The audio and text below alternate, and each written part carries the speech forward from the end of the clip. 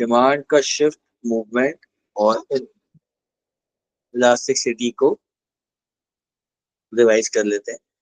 ठीक है, देखिए सबसे पहले आपको पता है कि डिमांड और सप्लाई के कर्व्स होते हैं। Demand is very simple, the willingness and ability to buy a product at a certain price over a period of time. एक पर्टिकुलर पीरियड के बाद ये कंडीशंस चेंज हो जाती हैं। लॉ ऑफ डिमांड सिंपली ये कहता है कि the quantity demand is inversely proportional to price ceteris paribus supplied. यहाँ पे आपको एक चीज बड़ी इंपॉर्टेंट याद समझनी है कि ये जो है बेसिकली कस्टमर सेंट्रिक है। ठीक है, कस्टमर ऐसा सोचता है क्योंकि रियलिटी में इसके अगेंस्ट मामलात होते हैं, इसलिए ये बात याद रखिए कि कस्टमर सेंट्रिक है ये। सिंपली ये देखो, ये डिमांड का आपके पास कर्व बना हुआ है।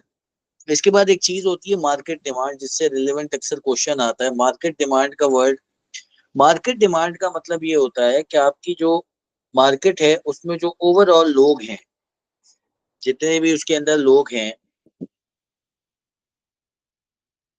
एक एक इंडिविजुअल की, क्योंकि ये माइक्रो इकोनॉमिक्स का कॉन्सेप्ट है, तो हम मार्केट डिमांड को the total demand for a particular product to show the relationship between market demand and, अगर आप इसको ये भी कह सकते हो कि sum of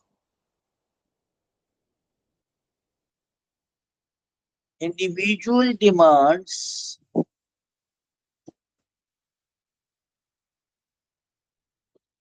in the market, आप ये भी कह सकते हैं, राइट। देखो इसको हम इस तरह से लेके चलते हैं। अब जैसे ये रेड वन जो है वो मार्केट डिमांड है, ये ए एक इंडिविजुअल है, बी एक इंडिविजुअल है, सी एक इंडिविजुअल है। तो सारे इंडिविजुअल्स की डिमांड को हमने ऐड किया, उससे मार्केट डिमांड हो गई। फिर सप्लाई को देखते हैं तो वही चीज है, और ये जो है वो प्रोड्यूसर सेंट्रिक होता है।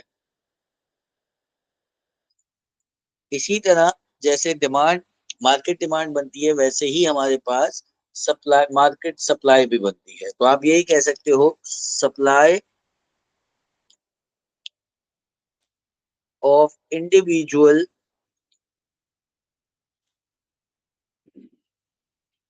प्रोड्यूसर। ठीक है, डिफरेंट प्रोड्यूसर्स की जो सप्लाई है, हर एक एक इंडिविजुअल प्रोड्यूसर्स की सप्लाई मिलके मार्केट सप्लाई बनाएगी। ठीक है, फिर हम इक्विलिब्रियम पॉइंट पे आ जाते हैं, जिसको हम प्राइस भी कहते हैं। इसका मतलब ये होता है कि देखो, इसकी अगर मैं एग्जांपल लेना चाहूं तो a price point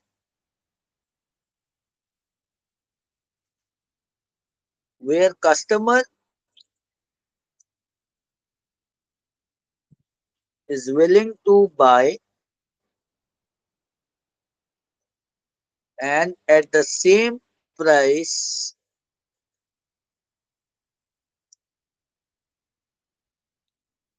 producer is willing to sell। आप एक शॉप पे जाते हैं, एक प्रोडक्ट परचेज करते हैं, आप उसको पूछते हैं कितने का है। हम बात कर रहे हैं बार्गेनिंग वाली जगहों की। हम उसको पूछते हैं भाई कितने का प्रोडक्ट है, वो कहता है जी 100 रुपए का। हम कहते हैं नहीं यार, 100 रुपए तो बहुत ज्यादा है, 75 का दे दो। अब डिमांड जो है वो 75 पर है, सप्लाई जो है वो 100 पर है, इक्विलिब्रियम नहीं होगा। दोनों को कुछ नेगोशिएट करना पड़ेगा। सप्लायर कहेगा यार चलो आप 90 दे दो, सेलर कहेगा नहीं जी, सॉरी बायर कहेगा 80 ले लो। करते करते करते करते फॉर एग्जांपल वो 85 के ऊपर कंसेंसस में आ जाएंगे कि जी 85 में सप्लायर विलिंग है बेचने के लिए, और जो प्रोड्यूसर है वो विलिंग है खरीदने के लिए। ठीक है बेटा, उस पॉइंट को हम प्राइस कहते हैं। It's very simple. अच्छा, अब देखो एक चीज समझो, ये जो है ना, इसमें आप लोग, हालांकि आपको आती है, मगर इसमें आप लोग अक्सर एरर कर देते हो। होता क्या है, shift of the curve and movement along the curve. Movement in demand और supply is due to the change in price. जब भी डिमांड या सप्लाई में प्राइस की वजह से कोई चेंज आएगा, तो उसको मैं कहता हूं मूवमेंट। जब भी मेरे पास नॉन प्राइस फैक्टर्स की वजह से आएगा, उसको मैं कहूंगा शिफ्ट। अब देखें, एक बात समझिएगा यहाँ पर, इंपॉर्टेंट चीज ये है कि जब वो क्वेश्चंस आपसे पूछते हैं तो वो आपको बताते नहीं है कि क्या हो रहा है क्या नहीं हो रहा, आपने वहां पे एनालाइज करना है। अगर वो आपको कहते हैं इंक्रीज और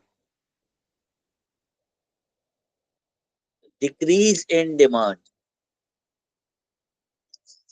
और दूसरी चीज क्या बोली जाती है, दूसरी चीज बोली जाती है राइज और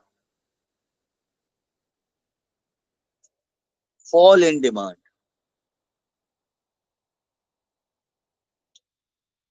अब मुझे बताओ इसमें से शिफ्ट कौन सा है और मूवमेंट कौन सी है। क्वेश्चन में तो सिंपल लिखा हुआ है डिमांड इंक्रीज हो गई डिमांड डिक्रीज हो गई। अब इसमें से शिफ्ट कौन सा है, इसमें से फॉल कौन सा, वो कौन सा है, मूवमेंट कौन सी है।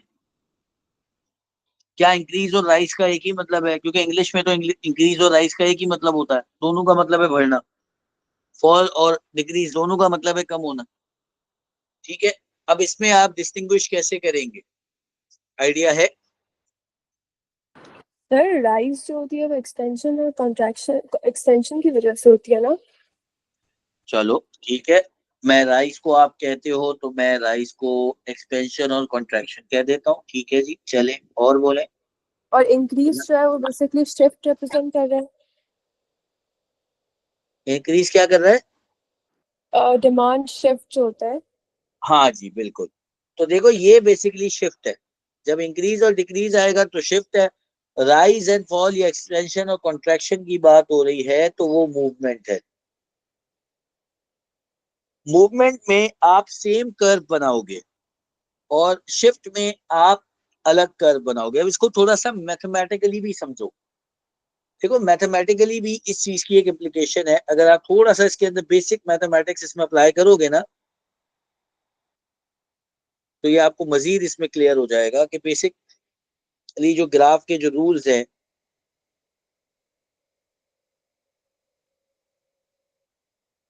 देखो जब भी मेरे पास में ग्राफ बनाना है ना, जब भी मुझे, अगर मुझे ग्राफ बनाना है तो मुझे पता है कि मेरे पास फॉर एग्जांपल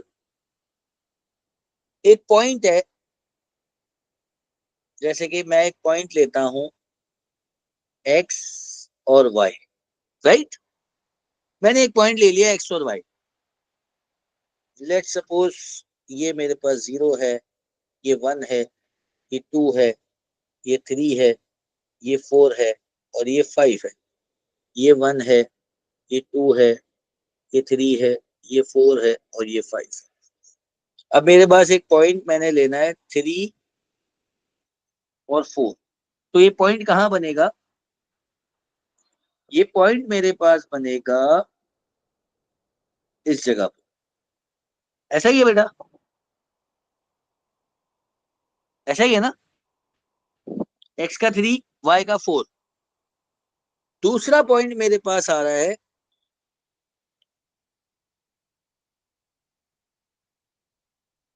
एक्स का 4 और वाई का 5। तो मैंने जी अगला पॉइंट एक्स का 4 वाई का 5 यहां बना दिया। फिर मेरे पास पॉइंट आ रहा है एक्स का 2 वाई का 3, तो मैंने यहां पॉइंट बना दिया। ठीक है, ऐसे ही होता है, ग्राफ ऐसे ही बनता है। अब देखो ये मैंने सीधी सीधी लाइन बना दी।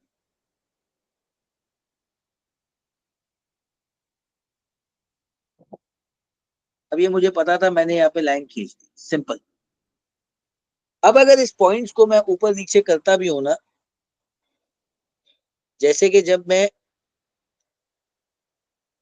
इस पॉइंट से इस पॉइंट पे आ रहा हूँ या 3 4 से 4 5 पे आ रहा हूँ, 2 3 पे आ रहा हूँ, तो मैं इसी लाइन के ऊपर ऊपर नीचे कर सकता हूँ। इसको मैं कहता हूँ मूवमेंट अलोंग द कर्व या एक्सपेंशन और कॉन्ट्रैक्शन। लेकिन जब मेरे पास शिफ्ट आता है ना, तो अब अगर मेरे पास ये पॉइंट बन जाए कि एक्स का तो 3 ही रहेगा, एक्स का 3 ही रहेगा, मगर वाई का 5 बन जाएगा। एक्स का 3 ही रहेगा, वाई का 5 बन जाएगा, तो पॉइंट यहां पर आएगा। क्या ये वाला पॉइंट, ये मेरे पास है S1, एस है बस, क्या ये नया वाला जो पॉइंट मैंने बनाया इसको मैं एस वाली लाइन पे शो कर सकता हूँ? इस पॉइंट को मैं शो कर सकता हूँ या इसके लिए मुझे नई लाइन ड्रॉ करनी पड़ेगी? न्यू लाइन ड्रॉ करनी पड़ेगी। न्यू लाइन ड्रॉ करनी पड़ेगी ना। अब ये तो इसमें देखो, इसमें तो बेसिक मैथमेटिक्स है ना ये तो। अब इसके लिए मुझे क्या करना पड़ा कि मुझे न्यू लाइन लेके आनी पड़ेगी। जब मैं न्यू लाइन लाया तो अब ये फॉर एग्जांपल ये न्यू लाइन मेरे पास हो गया, लेट्स सपोज S1। तो ये मेरे पास क्या है, शिफ्ट है, ठीक है। अच्छा, अब ये शिफ्ट आता क्यों है? हमने ये तो देख लिया कि भाई शिफ्ट प्राइस की वजह से नहीं आता। अच्छा, एक बात और याद रखनी है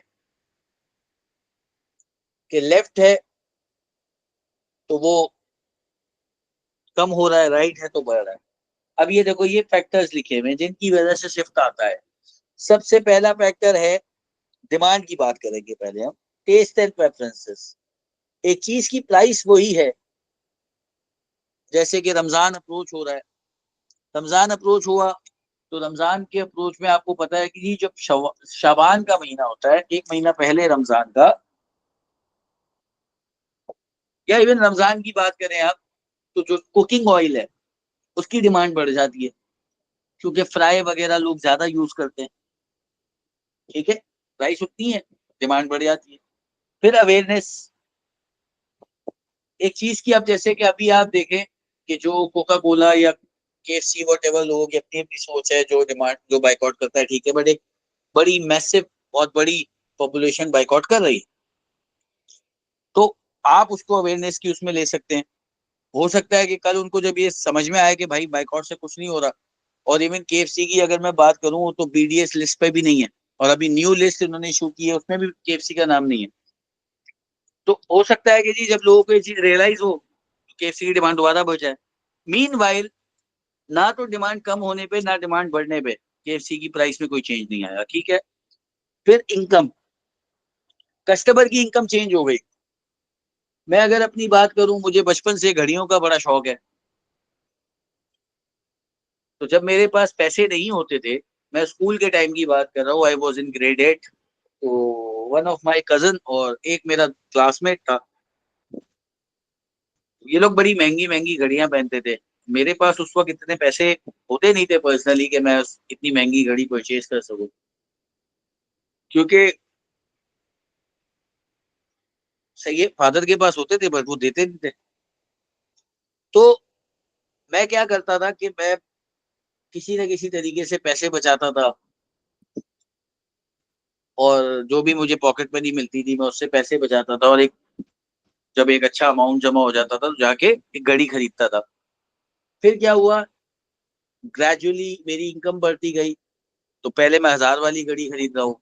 जब 1000 से ज्यादा की अफोर्डेबिलिटी आ गई तो 1000 वाली की डिमांड, मेरी 1000 वाली डिमांड से मैं निकल गया, मैं 1500 वाली पे चला गया, 1500 वाली से मैं 2000 पे चला गया। इस तरह जैसे जैसे मेरी इनकम बढ़ती गई, मेरी जो घड़ियों की, मेरे हाथ में जो घड़ी होती है उसकी प्राइस भी बढ़ती गई, राइट। तो जैसे ही मेरी इनकम बढ़ी, तो पहले जिस घड़ी को मैं अफोर्ड कर सकता था, मैं उससे ऊपर वाली घड़ी पे जा रहा हूँ। तो जिस जिस घड़ी को मैं अफोर्ड कर सकता हूँ, मैं उसके डिमांड में से, यानी उसकी डिमांड में से एक कस्टमर कम हो गया, तो बेसिकली उसकी डिमांड कम हो गई।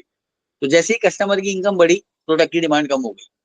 कस्टमर की इनकम गिरेगी, प्रोडक्ट की डिमांड बढ़ जाएगी। अगर नॉर्मल प्रोडक्ट है उसकी डिमांड बढ़ जाएगी, इंफीरियर प्रोडक्ट है तो कस्टमर उसको खरीदना ही छोड़ देगा, राइट। फिर प्राइस ऑफ अदर गुड्स, अगर अभी तो आप लोगों ने वो टाइम नहीं देखा, आप लोगों ने तो जब, मतलब आप लोग जब एक एनालिसिस वाले लेवल पे, एनालिसिस वाली एज पर आए हो, तो आपने देखा कि जी हमारे यहाँ तो गैस आती नहीं। लेकिन हमने वो टाइम देखा जब गैस, ये जो लोड शेडिंग का वर्ड है फॉर द गैस, ये हमने कभी सुना नहीं था, ठीक है। अपनी 30 years ऑफ एज तक तो मैंने ये वर्ड कभी नहीं सुना था कि जी गैस की भी कभी लोड शेडिंग हो सकती है।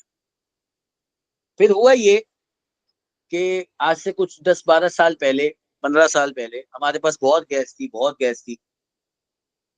तो क्या हुआ, पेट्रोल क्योंकि महंगा हो रहा था, उस वक्त अफगानिस्तान में वॉर हो रही थी, इराक में वॉर हो रही थी, जिसकी वजह से पेट्रोल महंगा हो रहा था। तो हमने क्या किया, पेट्रोल के महंगे होने की वजह से लोगों ने गाड़ियों में एक टेक्नोलॉजी आई कि जी गाड़ियों में गैस इंस्टॉल हो जाएगा, लोगों ने सीएनजी इंस्टॉल करना शुरू कर दी, और गैस की प्राइस उतनी ही थी जितनी थी, पेट्रोल की प्राइस बढ़ने की वजह से गैस की डिमांड इंक्रीज हो गई, राइट। उस वक्त इतनी गैस यूज हो गई कि उसकी वजह से अब हमारे पास गैस कम हो गई। फिर स्पेकुलेशन, अगेन तुम लोगों ने वो दौर नहीं देखा, हमने देखा कि जी आधा घंटा इनफ होता था पूरे कराची को बंद होने के लिए। ठीक है, लंदन से कॉल आती थी, पूरा शहर बंद हो जाता था। फिर क्या होता था, अब हमें पता नहीं होता था कि जी अगले दिन भी शहर खुलेगा या नहीं खुलेगा। तो लोग क्या करते थे, अब जैसे कि कभी कभी एक्सपेक्टेड भी होता था कि जी इस दिन हड़ताल होगी, 4 दिन पहले फॉर एग्जाम्पल हो गया कि जी इस दिन स्ट्राइक होगी, या फिर कोई इवेंट आ रहा है या प्राइस बढ़ रही है, तो लोग क्या, अब जैसे आप देखो कि अभी सिर्फ रूमर होती है कि गवर्नमेंट जो है वो पेट्रोल की प्राइसेस बढ़ाने वाली है, तो हमारे लोग जो है वो पेट्रोल पंप पे पहुंच जाते हैं, और जिसको 2 लीटर 3 लीटर पेट्रोल चाहिए होता है वो 50-50 लीटर पेट्रोल खरीद लेता है। ठीक है, सिर्फ हालांकि 2 3 4 रुपए कोई मेजर फर्क नहीं आता, लेकिन लोग 2 2 घंटे लाइन में लग के पेट्रोल भराते हैं। ये स्पेकुलेशन है कि आज सस्ता है खरीद लो, कल महंगा हो जाएगा तो फिर हमें ज्यादा पैसे देने पड़ेंगे। फिर साइज, एज, जेंडर, पॉपुलेशन।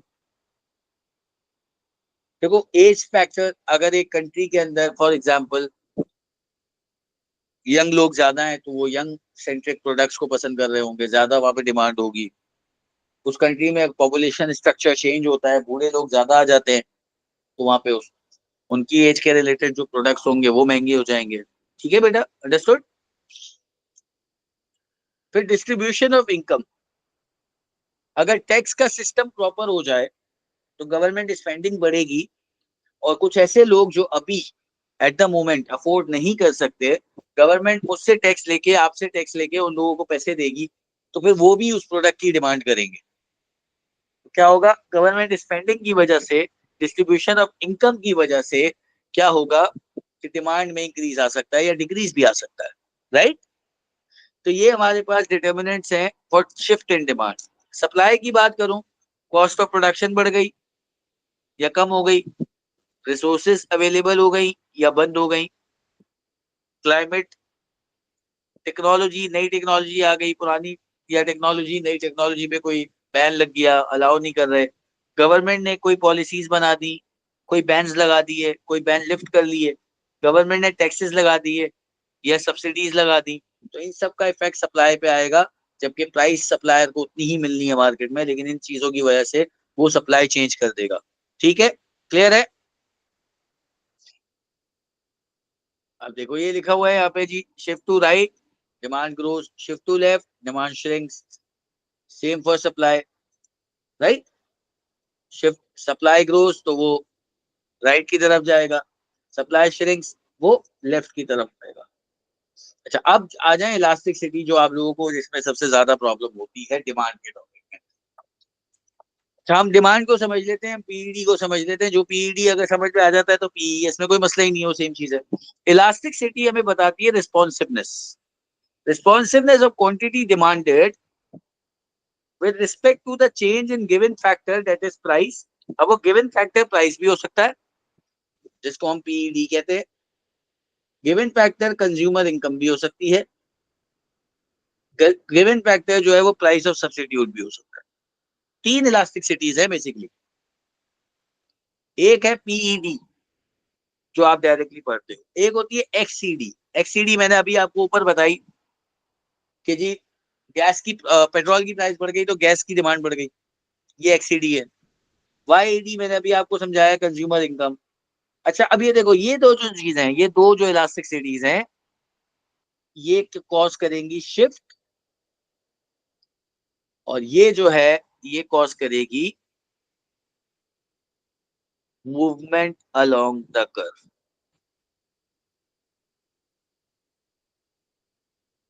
ठीक है, ये बात समझ आती है। अब देखो चेंज जब आप करते हो ना, अब देखो चेंज, हमने कहा इलास्टिक सिटी का फॉर्मूला क्या है पीईडी का, पीईडी का फॉर्मूला हमारे पास है जी चेंज। वो कह रहे हैं भाई चेंज करना है आपको, change in percentage change in quantity demanded divided by percentage change in price. पहले तो ये बताओ कि why this change is determined in percentages. Direct numerical value हम ये भी तो लिख सकते थे ना कि change in quantity divided by change in price. हम इसको परसेंटेज की बेसिस पे क्यों लिख रहे हैं?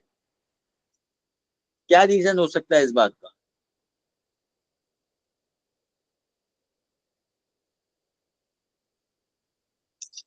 देखो इसका ये रीजन है कि अगर मैं चेंज इन क्वांटिटी और चेंज इन प्राइस लिखूं तो क्वांटिटी होगी किलो में, किलोग्राम में, मिलीग्राम में, आउंस में, लीटर में, मीटर में, और प्राइस होगा डॉलर में, रुपी में। तो आप डॉलर और किलोग्राम को डिवाइड कैसे करेंगे? इसलिए हम परसेंटेज देखते हैं। अच्छा बेटा, कहीं कहीं ना इसका फॉर्मूला देखो ऐसे लिखा होता है, चेंज की जगह उन्होंने क्या किया हुआ होता है, ये साइन बनाया हुआ होता है। अगर आपको एमसीक्यू वगैरह में कहीं पे ये साइन आ रहा है तो कंफ्यूज नहीं होना, इस डेल्टा के साइन का मतलब चेंज होगा। चेंज कैसे कैलकुलेट करोगे? ये देखो ये लिखा हुआ, new value minus old value divided by old value. For example 2024 में प्राइस थी 5 और 2025 में प्राइस है 7। तो आप क्या करेंगे? Old value, new value 7, old value 5 divided by 5। तो इससे आपके पास परसेंटेज में वैल्यू आ जाएगी कि कितने परसेंट का चेंज आया है आपके पास वैल्यू में। ठीक है, दिस मीन्स 0.4 या 40% का चेंज आया। ठीक है। अच्छा अब देखो, अगर पीडी तुम्हारी 1 से बड़ी है, इसका मतलब है price last. The change in price to leads an even bigger change in demand. इसका ग्राफ ऐसे बनता है। देखो, अगर इस ग्राफ को मैं डिफाइन करने की कोशिश करूंगा ना, तो जरा देखिएगा।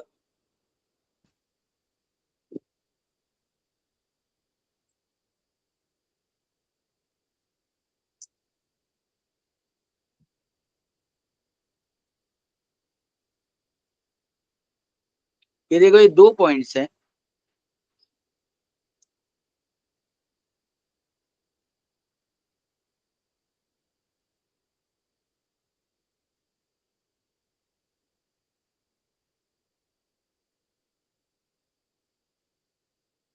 अगर आप नोटिस करो, ये Q है, ये Q1 है, ये P1 है और ये P है।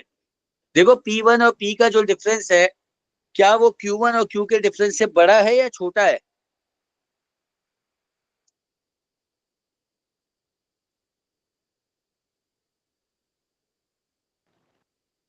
जी, छोटी है, क्वांटिटी ज्यादा है। प्राइस का डिफरेंस बड़ा है या क्वांटिटी का डिफरेंस बड़ा है? क्वांटिटी। क्वांटिटी का डिफरेंस बड़ा है तो वो इलास्टिक है। ठीक है, सही है। Inelastic quantity demanded is relatively unresponsive to the change in price.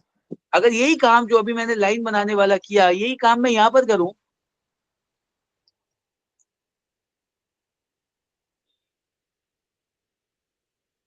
Same काम कर रहा हूं,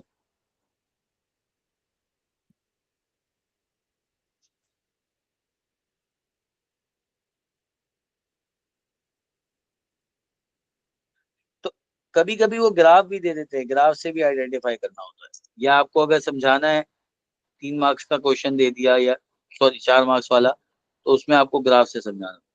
अब देखें क्या हो रहा है।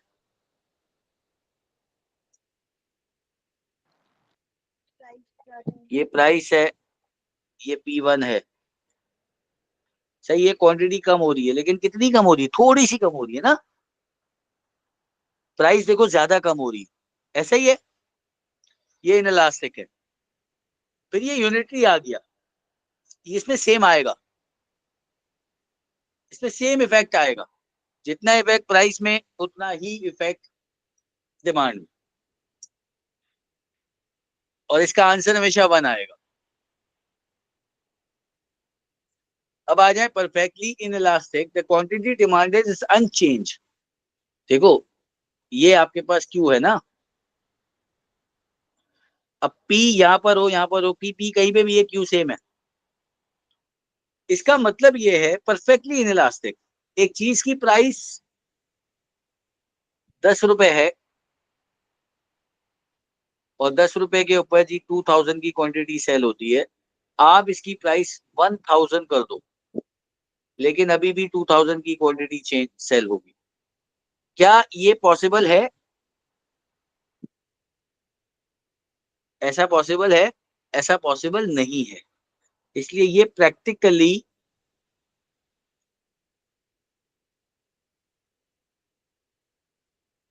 नॉट पॉसिबल, ये होता नहीं है। परफेक्टली इनइलास्टिक कभी भी नहीं होता। कोई भी ऐसा प्रोडक्ट नहीं है दुनिया में जो परफेक्टली इनइलास्टिक हो। ठीक है, फिर आप देखें पीडी इंफिनिटी, पीडी जो है इंफिनिटी पे चली गई, perfectly elastic, quantity demanded is change to high extent with little change in price.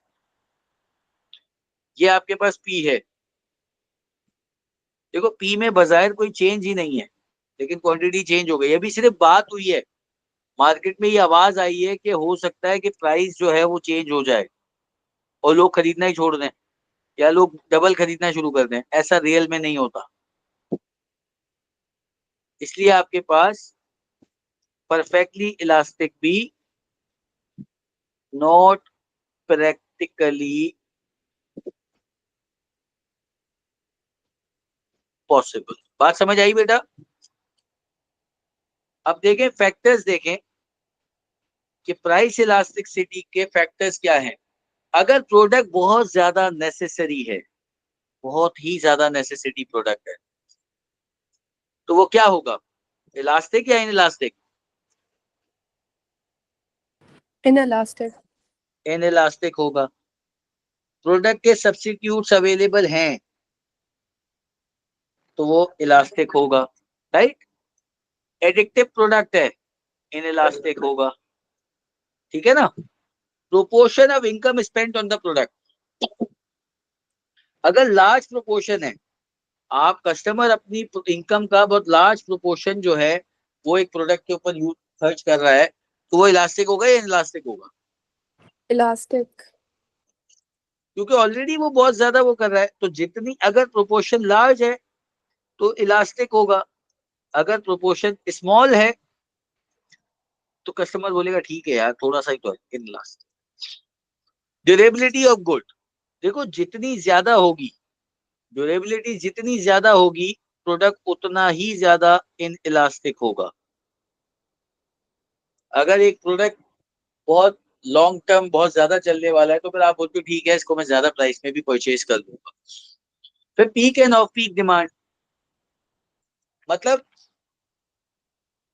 अभी हमारे पास आपको पता है बकरीद आने वाली है, ईद उल अजहा आने वाली है,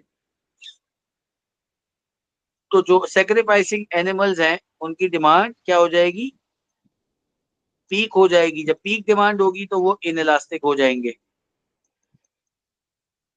और ऑफ पीक डिमांड होगी तो इलास्टिक हो जाएंगे। क्लियर है? उसके बाद देखो एक चीज है पॉइंट इलास्टिसिटी ऑफ डिमांड, इसको भी समझ लो। जैसे जैसे प्राइस बढ़ता जाता है ना, पीडी इलास्टिसिटी की तरफ जाती जाती है। जैसे जैसे प्राइस कम होती जाएगी पीडी इन इलास्टिसिटी की तरफ जाएगी। देखें ये इस तरह चलता है, ये हाईएस्ट प्राइस है और ये लोवेस्ट प्राइस है ना, तो लोवेस्ट प्राइस पे क्वांटिटी सबसे ज्यादा है, क्योंकि वहां पे ये बेसिकली बात हो रही है प्राइस सेंसिटिविटी की। जितनी कम प्राइस होगी उतनी ज्यादा इनसेंसिटिव होगी प्राइस। जितनी कम प्राइस है उतना कम सोचूंगा मैं प्राइस के बारे में। अंडरस्टूड? ठीक है, क्लियर है? तो थोड़ा सा इनकम इलास्टिसिटी और क्रॉस इलास्टिसिटी को भी देख लो। वैसे डायरेक्ट नहीं आता, मगर इसका सवाल आपके पास डायरेक्ट नहीं आता, लेकिन किसी कॉन्टेक्स्ट में वो दे सकते हैं, आप उसको अपने आर्ग्यूमेंट्स में यूज कर सकते हैं। देखें मैंने अभी आपको बताया जब इनकम बढ़ रही है तो उसका इफेक्ट क्या आ रहा है, इनकम कम हो रही है तो इसका इफेक्ट क्या आ रहा है।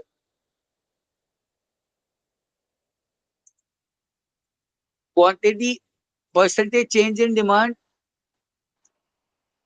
फॉर्मूला बहुत सिंपल है, percentage change in demand divided by percentage change in consumer income. देखो अगर इंफीरियर, अब अगर वाई डी जीरो से ज्यादा आ रही है मतलब इंफीरियर गुड है, वाई डी जीरो से बड़ी है मतलब 0 पॉइंट कुछ में आ रही है, जीरो से ऊपर आ रही है तो नॉर्मल गुड है, और अगर वो 1 से बड़ी है तो फिर लग्जरी गुड है। 1 से है तो फिर वो जाहिर सी बात है इलास्टिक होगा, कस्टमर फॉरन उसको करेगा। इसी तरह क्रॉस इलास्टिसिटी है, क्रॉस इलास्टिसिटी में क्या हो रहा है, एक प्रोडक्ट की चेंज का, एक प्रोडक्ट की प्राइस का दूसरे प्रोडक्ट पे क्या इफेक्ट आ रहा है, यानी कि एक्स की डिमांड में वाई की प्राइस चेंज होने से क्या फर्क आ रहा है। अगर कोई फर्क नहीं आ रहा तो नो रिलेशनशिप, फर्क आ रहा है तो अगर मतलब एक की डिमांड पर पॉजिटिव रिलेशनशिप अगर आपको नजर आता है तो इसका मतलब है कि दोनों प्रोडक्ट आपस में कॉम्प्लीमेंट्री है, और अगर नेगेटिव रिलेशनशिप नजर आता है तो इसका मतलब है दोनों प्रोडक्ट आपस में सब्स्टिट्यूट्स हैं। राइट, ठीक है।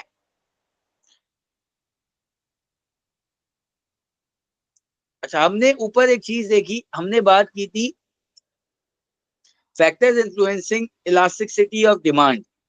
अगर हम सप्लाई के प्रोडक्ट फैक्टर्स लिखें तो सप्लाई के फैक्टर्स क्या हो सकते हैं। storage cost, raw material availability, एक तो आपके पास कैपेसिटी टू प्रोड्यूस आ गई ना, स्टोरेज आ गया, और availability of raw materials, जी अवेलेबिलिटी ऑफ लेबर, एफओपीज लिख दूं, लेबर लैंड रॉ मटेरियल तीनों आ गए। गवर्नमेंट रेगुलेशंस, जैसे कि अगर डीमेरिट गुड्स हैं तो गवर्नमेंट की रेगुलेशंस आ जाएंगी, इसमें इंपोर्ट रेस्ट्रिक्शंस भी आ जाएंगी। ठीक है,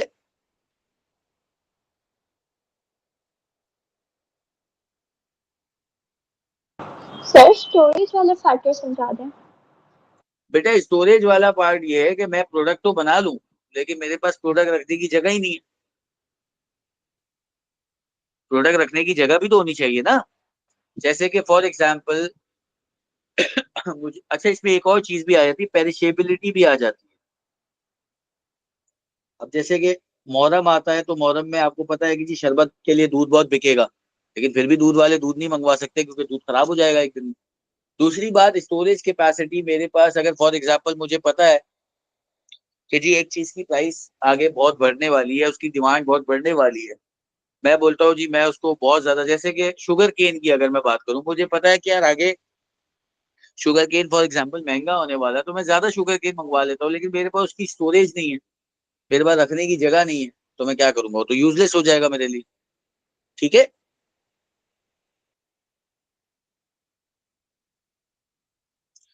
अच्छा जी, फिर देखें, ये तो सप्लाई के फैक्टर्स हो गए ना। अच्छा एक चीज और देख लो, जब हम डिमांड और सप्लाई की बात करते हैं ना, एक चीज और देख लो, तो इंटरेक्शन अभी हमने ऊपर बात की थी ना, इक्विलिब्रियम आएगा। देखो जब इंटरेक्शन है इक्विलिब्रियम आ गया, जब इक्विलिब्रियम नहीं होता तब क्या होता है, जब इक्विलिब्रियम नहीं होता ना बेटा, यानी कि सप्लाई डिमांड मीट नहीं कर रहे होते, तो उसके दो सिनेरियोज हैं, या तो सप्लाई डिमांड से ज्यादा होगी या डिमांड सप्लाई से ज्यादा होगी। जब डिमांड सप्लाई से ज्यादा होगी तो शॉर्टेज होगा, और जब सप्लाई डिमांड से ज्यादा होगी तो सरप्लस होगा। मुझे बताओ सरप्लस में किसका फायदा है।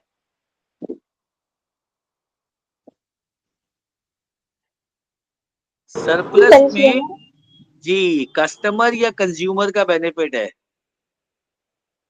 और जब शॉर्टेज होगा तो प्रोड्यूसर का बेनिफिट है, क्योंकि शॉर्टेज में प्राइसेस ज्यादा होंगे और सरप्लस में प्राइसेस कम होंगे। राइट, तो अब बताएं डिमांड सप्लाई के जो बेसिक डिमांड एंड सप्लाई के रूल, डिमांड सप्लाई का रूल, उसका मूवमेंट शिफ्ट और इलास्टिसिटी एंड देयर इंटरेक्शन, इसमें कोई कंफ्यूजन तो नहीं है, मजीद क्लियर है।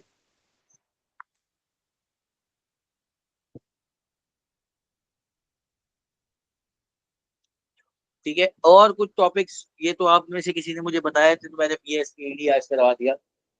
और टॉपिक्स मुझे आप बताएंगे तो वो हम रिवाइज कर लेंगे, अदरवाइज हम एक पास पेपर उठा लेंगे नेक्स्ट क्लास में। ठीक है,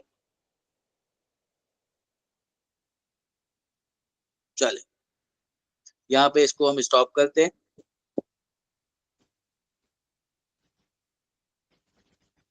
PPC, हाँ ठीक है, PPC समझा देते हैं। तो ठीक है, फिर एक काम करते हैं हम एक काम करते हैं, हम नेक्स्ट क्लास में PPC प्लस इकोनॉमिक ग्रोथ, क्योंकि दोनों साथ चलते हैं ना, तो हम PPC और इकोनॉमिक ग्रोथ को डिटेल में पढ़ लेते हैं, ताकि इकोनॉमिक ग्रोथ के साथ जो PPC की चीजें हैं वो भी समझ में आ जाएंगी आपको, ग्राफ भी समझा देंगे उसका। उसका फिर PPC का shift, inward, outward, shortage, efficiency, inefficiency, सारी चीजें हम कर लेते हैं नेक्स्ट क्लास में, PPC कर लेते हैं, ठीक है। सर ये जो मैक्रो के जो डायग्राम्स होते हैं ये इम्पोर्टेंट होते हैं पेपर पॉइंट ऑफ व्यू से? बेटा देखो, अगर पेपर में कोई तुम्हारे पास इस तरह का क्वेश्चन आ रहा है जिसमें तुम्हें लगता है कि तुम डायग्राम बना सकते हो, तो वहां पे आई वुड से के बना दो डायग्राम। एक तो आपके क्वेश्चन आंसर की लेंथ बढ़ जाएगी, सही है। दूसरा, जब डायग्राम बनाओगे ना तो आपका आंसर थोड़ा सा ऑथेंटिक हो जाएगा। देखो, डायग्राम देख के ही प्रेजेंटेशन से पहला इमेज होता है, डायग्राम देख के ही एग्जामिनर या चेकर देखेगा कि हाँ यार, अगर डायग्राम सही है तो आप उसका माइंड में आपके लिए जो आपका आंसर वो ऑटोमेटिकली करेक्ट हो गया, फिर वो उसको पढ़ेगा ना। फिर हो सकता है कि लिखने में कोई छोटा मोटा एरर भी है ना, तो वो इग्नोर कर दे उसे। इसलिए डायग्राम जहां पे आपको लगता है कि आप यहाँ पे डायग्राम बना सकते हो, वहां पे डायग्राम बना दो, वो तो आपको सर फायदा ही देगा। मैक्रो के डायग्राम भी फिर समझा दें। मैक्रो के डायग्राम, चलो ठीक है, दो टॉपिक्स हो गए मेरे पास, PPC और मैक्रो के डायग्राम्स, ठीक है। सही है, तो ये दो चीजें करके फिर हम पास पेपर्स पे आ जाएंगे, ठीक है। चलो, तो हम